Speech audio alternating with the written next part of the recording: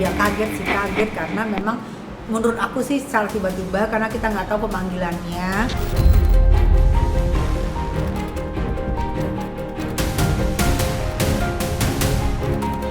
RSO untuk kemarin kan baru kita tetapkan sebagai tersangka.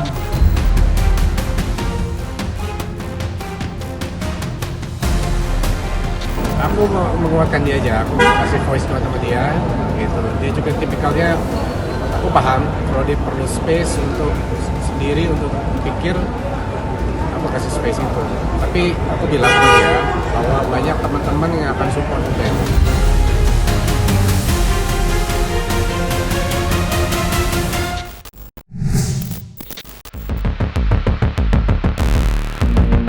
Kabar mengejutkan datang dari presenter Ruben Onsu yang baru saja ditetapkan menjadi tersangka dalam kasus dugaan penipuan dan penggelapan senilai 3,5 miliar oleh rekan bisnisnya.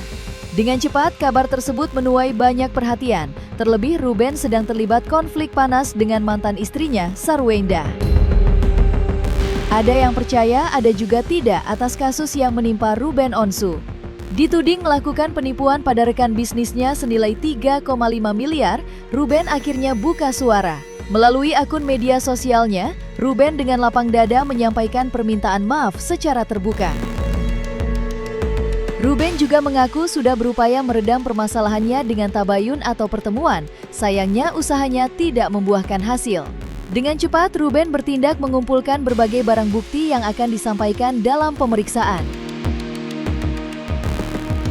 Sehubung dengan pemberitaan yang beredar belakangan ini, saya mohon maaf atas situasi yang ada. Saya sudah berupaya melakukan tabayun, namun memang belum menemukan titik temu. Di sini saya terus mengumpulkan bukti yang berkaitan dengan apa yang disampaikan dalam pemeriksaan. Untuk menghadapi permasalahan hukum yang menjeratnya, Ruben lantas menggandeng John LBF, law firm, untuk mendampingi perkaranya. Itu diketahui dari unggahan John LBF di media sosialnya. Ruben Onsu resmi mempercayakan dan menunjuk John LBF, law firm, dalam menangani perkara hukum yang sedang berproses di Polres Metro Jakarta Selatan.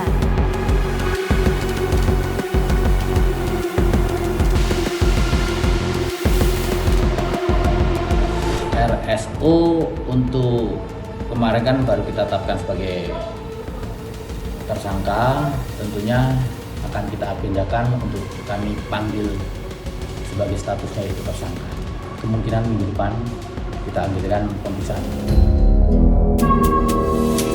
Ditetapkannya Ruben Onsu sebagai tersangka dalam kasus dugaan penipuan dan penggelapan atas laporan yang dibuat rekan bisnisnya yang berinisial DM membuat orang-orang terdekat Ruben syok. Terlebih kabar penetapan tersangka ayah 3 anak itu diketahui oleh orang-orang terdekatnya dari pemberitaan di media. Tidak sedikit dari mereka yang bertanya-tanya, benarkah Ruben melakukan tindak pidana pencucian uang senilai 3,5 miliar? Namun begitu, mereka tetap memberikan dukungan pada Ruben, sebab mereka yang yakin Ruben tidak sejahat itu, apalagi melakukan penipuan. Namun begitu, mereka menyerahkan pada proses hukum yang sedang bergulir. Lantas, seperti apa curahan hati Ruben Onsu kepada orang-orang terdekatnya terkait permasalahan yang baru-baru ini menjeratnya? Benarkah Ruben lalai atau ada beban lain yang sebenarnya tak sanggup ia pikul sendiri? Ya kaget sih, kaget karena memang menurut aku sih secara tiba-tiba karena kita nggak tahu pemanggilannya.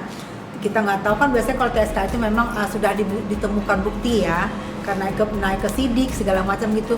Nggak mungkin juga polisi menentukan yang nggak mungkin, yang nggak benar. Udah pasti melalui proses, cuman kita yang nggak tahu mungkin. Gitu. Nah, aku pikir ya mudah-mudahan ini bisa dilalui sama Ruben. Sarannya aku sih kalau bisa ketemu pelapornya atau ketemu siapa yang melaporkan itu, bicara baik-baik, nggak usah pakai lawyer dulu, bicara baik-baik aja. Mau apa? Kita nggak ngerti ada niat baik, misalnya Ruben mau membayar misalnya kerugian sama apa yang diminta oleh pelapor, mungkin bisa diselesaikan menghadap langsung ke penyidikan gitu ya, mungkin ya, aku nggak ngerti karena tersangka itu kan masih disangkakan ya, jadi kita positive thinking aja dulu gitu. Oh iya, sangat yakin ini hanya perlu waktu. Kalau memang Ruben punya pinjaman itu hanya masalah bagaimana segera nih aset-asetnya Ruben itu dijual, ya, kemudian dia mengatasi. Dan satu hal lagi yang seperti saya sampaikan lagi, begitu ini selesai, apakah Ruben benar akan mengundurkan diri dari entertain, lalu kemudian dia ingin benar-benar memberi ruang bagi dirinya sendiri, ya, seperti yang dia impikan, dia ingin tinggal di Madinah dan lain sebagainya, belajar agama lebih dalam sampai dia betul-betul mendapatkan kesehatan mentalnya, dan kemudian dia mungkin balik lagi ke dunia entertain, kita nggak tahu. Saat ini Ruben butuh space, butuh waktu, dan perlu berbagai macam tindakan untuk bisa mengatasi persoalan-persoalannya gitu, termasuk yang tadi dibilang, ya, apakah memang Ruben sekarang menjadi tersangka karena pinjamannya dan lain sebagainya, itu butuh waktu untuk Ruben satu persatu menyelesaikan. Ini ujian, tapi sekaligus juga cara Allah untuk menaikkan derajatnya Ruben. Peristiwa ini membuat masyarakat Indonesia, ya, kita lihat ya bagaimana begitu banyak dukungan terhadap Ruben, ya kan? Itu bagaimana akhirnya Ruben juga tanpa sadar menjadi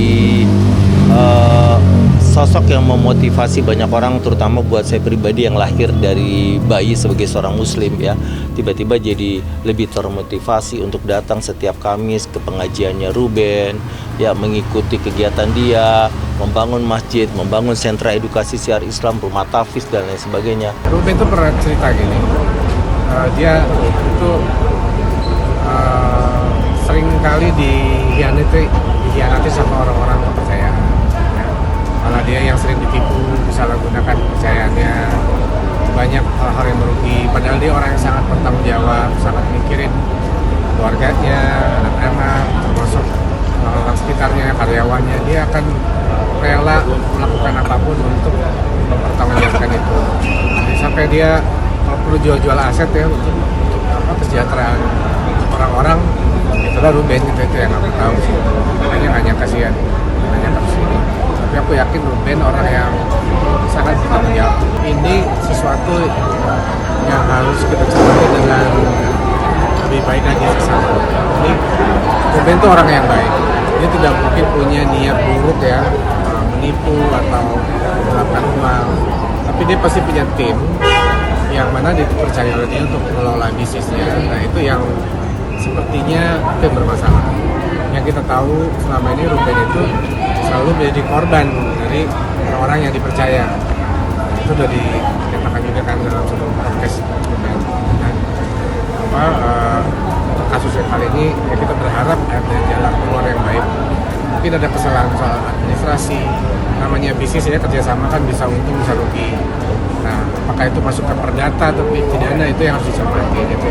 Jadi menurut saya ini masih panjang perjalanannya, ya, dari status TSK menuju 2019, 2021, sidang dan lain-lain. Jadi masih perlu pembuktian yang lebih lanjut.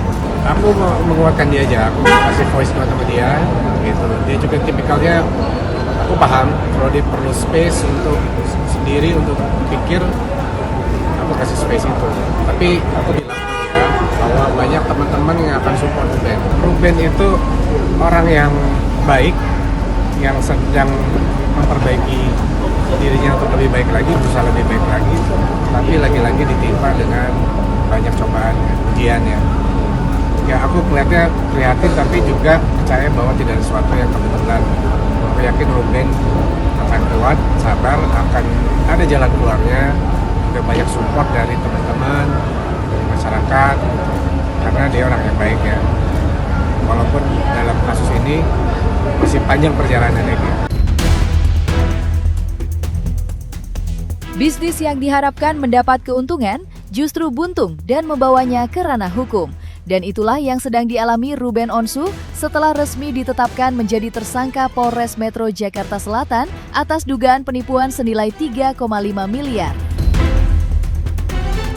Siapa saja yang mendengar kabar Ruben Onsu ditetapkan tersangka atas dugaan penipuan, pastilah hatinya ambyar. Bagaimana mungkin Ruben yang dikenal mempunyai banyak aset terlibat tindak pidana penipuan? Bersamaan kabar tersebut, santer dikabarkan jika Ruben cukup tertekan memenuhi kewajiban nafkah bulanan yang harus diberikan ke Sarwendah dan ketiga anaknya yang nilainya mencapai ratusan juta. Lantas, benarkah kasus yang menjerat Ruben saat ini hingga ditetapkan menjadi tersangka atas dugaan penipuan senilai 3,5 miliar erat kaitannya dengan tanggungan Ruben yang harus diberikan ke mantan istri dan ketiga anaknya? Aku kenapa berpikiran positif? Karena aku lihat Ruben ini kan memang sosoknya positif banget, positif ya, positif vibes-nya itu positif. Jadi aku pikir belum pernah aku lihat dia yang vibes-nya negatif. Jadi mungkin ini belum dia membayarkan, bayar rumahnya. Habis itu dia harus bertanggung jawab pada anak-anaknya. Kan dia baru berhenti aja berapa bulan kan, berhenti nafkah kan. Sebelumnya kan dia masih nafkahnya rajin banget tuh, 200 juta lebih, katanya bisa sampai 268 yang aku lihat dari Bank Binola ya. Habis itu belum lagi kartu kredit, nanti kan ada tagihannya di atas 50 juta, hampir 300 jutaan. Itu menurut aku ada sangkut pautnya karena dia ketakutan di sini tidak memenuhi kebutuhan untuk anak-anaknya. Mungkin di sini yang dilupakan sama dia, terlupakan gitu loh. Dia nggak nyangka, mungkin karena berteman baik ya. Kalau penipuan aku nggak percaya, karena nggak mungkin seorang Ruben, artis yang sudah berkecimpung lama puluhan tahun, untuk menipu hanya segitu. Maaf ya, dengan asetnya aja ratusan miliar. Dia mengasih mantan istrinya aja untuk anak-anaknya aja kita tahu lebih dari 200 juta per bulan ya. Mungkin kalau misalnya hanya segitu uang kecil buat Ruben, nggak mungkin mau menipu. Kalau menipu sekalian aja uang gede, kenapa harus uang kecil? Itu lalai, aku Rubennya lalai dan mungkin tidak menyangka akan begini ceritanya gitu loh. Jadi Ruben ini kayak seperti dicubit gitu, jadi kayak dicubit gitu, kayak diingatkan. Dia bagus juga sih jadi ingatkan kan. Menurut aku sih pasti dia juga senang diingatkan, karena yang kita tahu sekarang ibadahnya bagus banget, taat banget, pasti dia juga akan lebih senang diingatkan, karena takutnya jadi hutang. Kalau kita kan di akhirat kan nggak boleh hutang, nggak boleh bawa hutang kan. Aku rasa Ruben juga bersyukur diingatkan ini. Jadi dia, oh iya ya gitu, hal yang dia pikir nggak mungkin lah, tapi ternyata mungkin. Nah diingatkan, dicubit. Ini aku rasa bagus supaya Ruben ibadahnya lebih tidak ada ganjalan lagi, lebih moncer ke depannya. Terlupakan, mungkin agak lupa. Kan aku bilang, saking asiknya dia ibadah, saking asiknya dia dengan masalahnya dia, belum karyawannya keluar, belum karyawannya ada perbuatan nggak menyenangkan gitu seperti kita lihat kan, belum dia juga live sampai pagi, belum juga dia seorang ayah jika merindukan anak-anaknya, apalagi berbulan-bulan nggak memeluk anaknya, itu semua jadi blank gitu loh, jadi blank.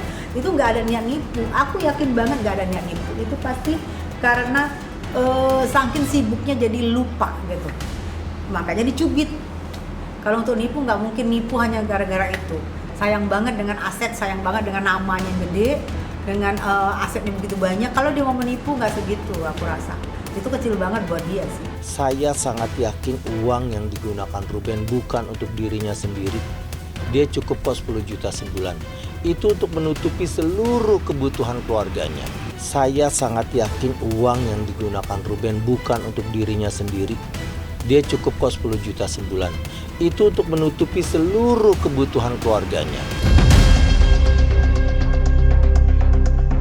Di sisi lain, penetapan tersangka Ruben Onsu atas dugaan penipuan dan penggelapan bisa berdampak fatal, terutama perselisihan hak asuh anak yang kini sedang diperebutkan. Ruben Onsu dengan mantan istrinya di pengadilan. Sarwenda akhirnya kini dapat tersenyum sebab penetapan tersangka Ruben bisa ia bawa ke ruang sidang untuk memenangkan hak asuh anak di pengadilan. Ruben sendiri sudah menunjuk kuasa hukum dan sedang mengumpulkan alat bukti untuk membuktikan kebenaran versi dirinya atas kasus yang sedang dihadapinya. Nah, mengenai hak asuh anak ya sudah, ini menjadi bukti baru buat Sarwenda untuk membuat perkara tentang status hak asuh anak ini menjadi tetap berada di wilayah Sarwenda. Mengenai hak pengasuhan anak, tentunya ini akan berpengaruh di dalam gugatan tersebut. Jadi ketika nanti pihak Sarwenda selaku tergugat kemudian mengajukan bukti-bukti baru mengenai status hukum dari Ruben Onsu ini sebagai tersangka, tentunya akan berpengaruh terhadap pertimbangan majelis hakim, begitu, karena anak ini kemudian tidak boleh diasuh oleh orang tua yang sedang tersangkut urusan pidana sebenarnya. Gitu. Anak ini harus diasuh oleh orang tua yang bebas merdeka. Nah, Ruben Onsu ini kan statusnya sebagai tersangka. Jadi ada pemberat-pemberat yang bisa dibawa oleh pihak Sarwenda untuk menyatakan bahwasanya Ruben Onsu menjadi tidak layak untuk mendapatkan hak asuh anak karena status dia sebagai tersangka. Jadi ini lebih kepada pihak Sarwenda melakukan keberatan dan pembuktian baru yang kemudian mempengaruhi dari nantinya pertimbangan majelis hakim untuk memutus hak asuh anak ini kepada siapa. Ini juga mengagetkan ya, status TSK-nya kita tahunya semua dari media ya, tidak langsung pada yang bersangkutan. Ini ada apa juga, harus kita cermati juga, ini ada apa sih sebenarnya. Hak asuh anak itu kan biasanya hal-hal yang sifatnya pidana yang khusus gitu ya.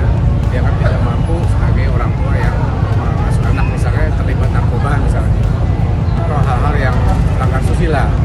Kalau untuk hal ini aku rasa sih tidak akan kesana ya. Yang tentunya sangat mengganggu karena ini kan persidangan ini kan menciptakan opini publik juga. Nah, opini publik ini juga terkait dengan perkara Ruben sebagai tersangka juga berpengaruh juga terhadap opini publik. Nah, dari situ juga berpengaruh terhadap pertimbangan majelis yang mengerti cerita ini kan. Apalagi kalau pihak Sarwenda membawakan cerita tentang tersangka pidana ini ke dalam wilayah pembuktian di gugatan pembelaan di gugatan perdata kan pengasuhan anak. Jadi ini akan menjadi pertimbangan majelis untuk memutuskan ke arah mana hak pengasuhan anak diberikan. Pasti kita pengen ekspresi mengedepankan estetika Kan dokter sampaikan. jelas tadi mendengarkan.